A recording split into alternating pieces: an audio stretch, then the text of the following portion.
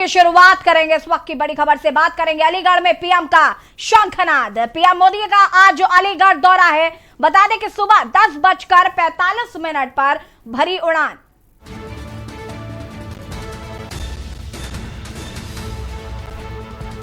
राजकीय यूनिवर्सिटी राजा महेंद्र प्रताप सिंह कार्यक्रम स्थल पर पहुंचेंगे। यूनिवर्सिटी के बनाए गए मॉडल का निरीक्षण करेंगे PM. Governor Anandiben Patel, CM Yogi Adityanath भी साथ में रहेंगे मौजूद। 700 करोड़ की योजनाओं का लोकार्पण और शिलान्यास करेंगे प्रधानमंत्री नरेंद्र मोदी। पीएम मोदी का आज अलीगढ़ दौरा है। सुबह 10:45 पर पीएम ने अलीगढ़ के लिए भरी उड़ान। 700 करोड़ की योजनाओं का लोकार्पण और शिलान्यास करेंगे प्रधानमंत्री नरेंद्र मोदी। पीएम मोदी का आज अलीगढ़ दौरा है।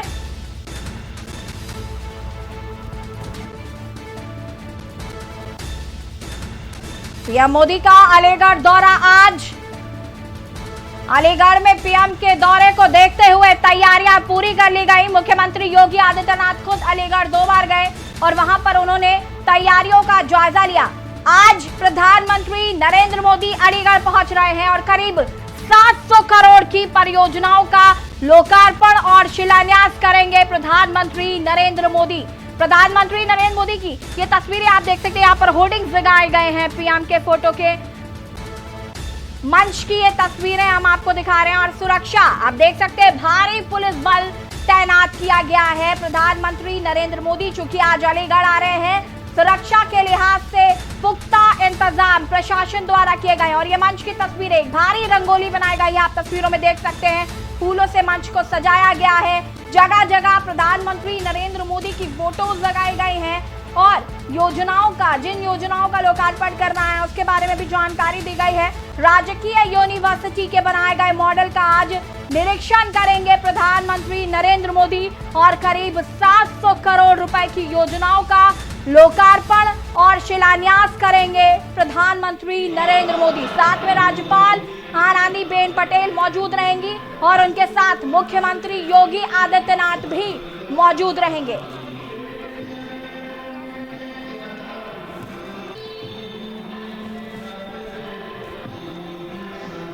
और इसी खबर पर हमारे साथ पॉलिटिकल एडिटर प्रदीप विश्वकर्मा जी हमारे साथ लाइव जुड़ चुके हैं। प्रदीप जी, आज प्रधानमंत्री नरेंद्र मोदी का अलीगढ़ दौरा है। आज राजकीय यूनिवर्सिटी राजा महेंद्र प्रताप सिंह कार्यक्रम स्थल पर भी पहुंचेंगे। क्या कुछ कहना है आपको, क्योंकि सियासी हलचल जो है वो काफी तेज हो गई है उत्तर प्रदेश में जब प्रधानमंत्री नरेंद्र मोदी आज अलीगढ़ पहुंच रहे हैं।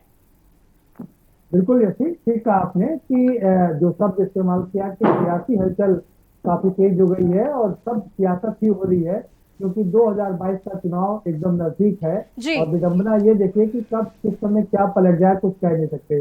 राजा महेंद्र प्रताप सिंह ने अलीगढ़ यूनिवर्सिटी के लिए जमीन दी थी।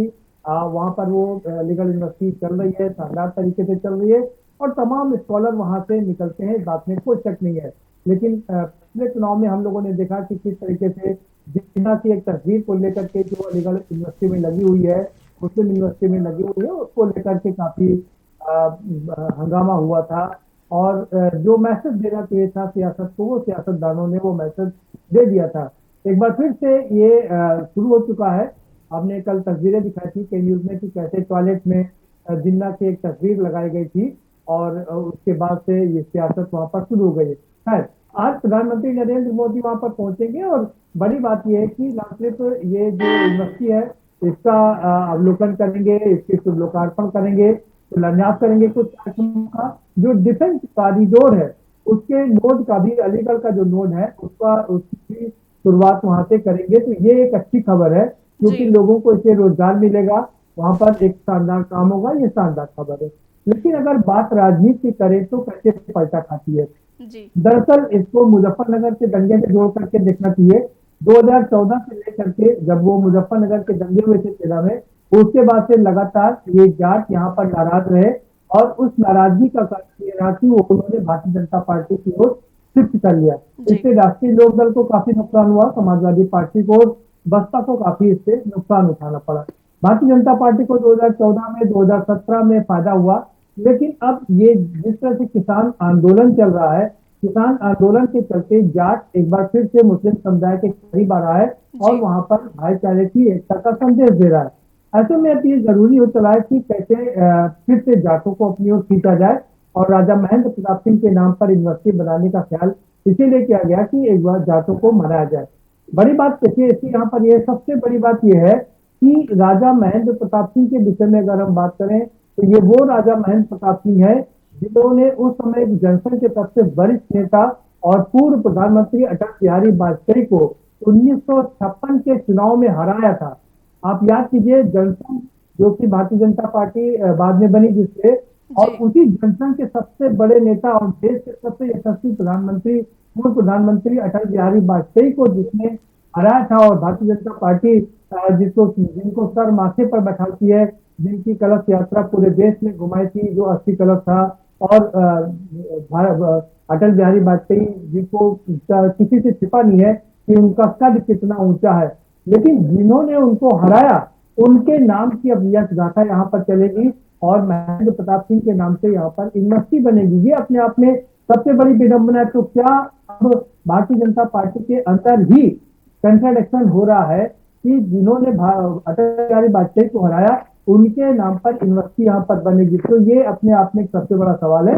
लेकिन इन सबसे इतर राजनीति तो चल रही है, राजनीति है जी जाटों को अपनी ओर आकर्षित करना है, जो बेरोजगारी है उसको थोड़ा कम करना है। कॉरिडोर की बात करें तो करीब 22 कंपनियों ने इन जो 6 कॉरिडोर बनाए गए थे वहां पर इन्वेस्टमेंट करने की बात की, करीब 1,500 करोड़ का इन्वेस्टमेंट है। ये सारी अच्छी खबरें हैं और इसके साथ साथ में राजनीति भी चल रही है। राजनीति है कि कैसे जाटों को अपनी ओर लाया जाए, जाटों जी को कैसे लुभाया जाए और फिर से एक बार 2022 का रण जीता जाए।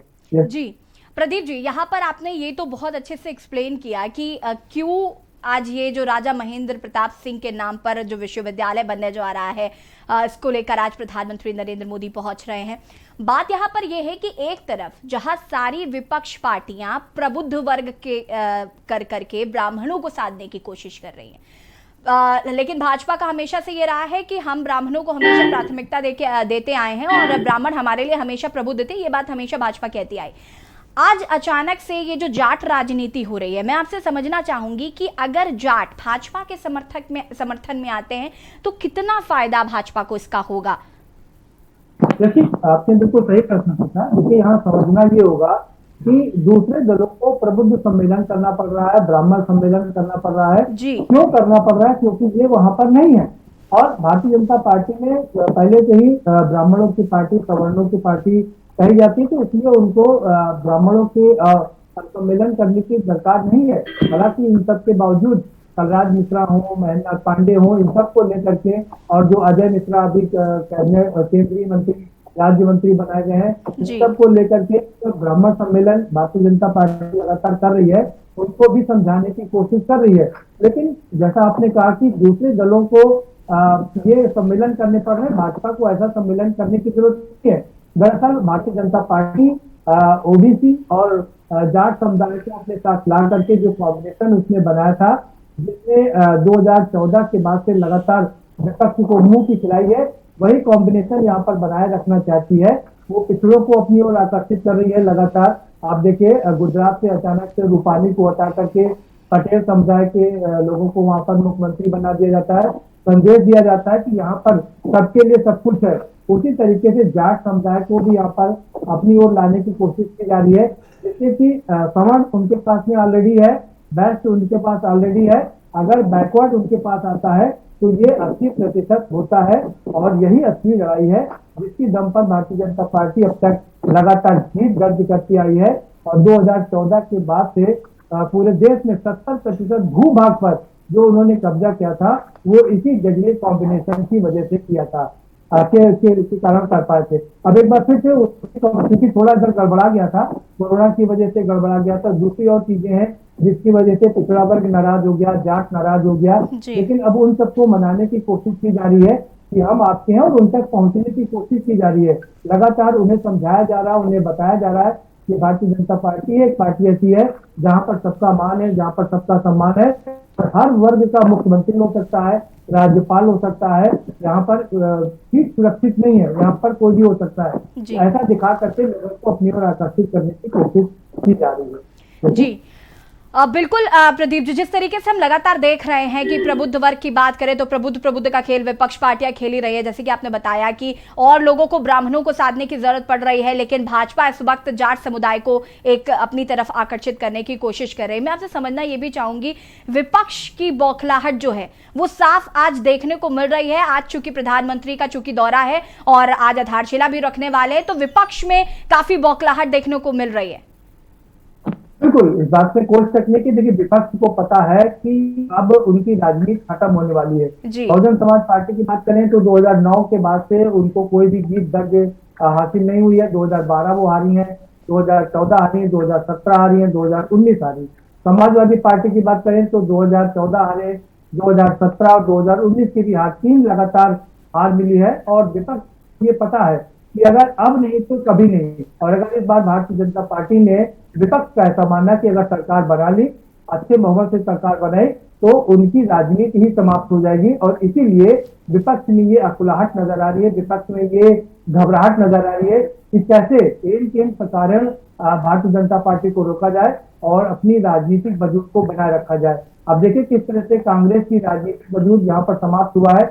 पिछले साल जब 2017 में चुनाव चल रहा था, कांग्रेस ने नारा दिया था 27 साल यूपी बिहार, क्योंकि वो उत्तर प्रदेश में 27 साल से नहीं आए थे।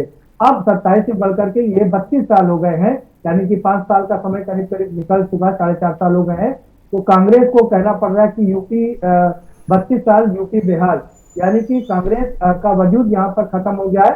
हालांकि प्रियंका गांधी वाड्रा लगातार कोशिश कर रही है और थोड़ी बहुत उन्हें कामयाबी भी मिल रही है, लेकिन विपक्ष को पता है कि इतने से काम नहीं चलने वाला है, इसलिए वो हलकान है कि कैसे भारतीय जनता पार्टी के जीत के रथ के घोड़े को रोका जाए और अपनी जीत दर्ज कराई जाए।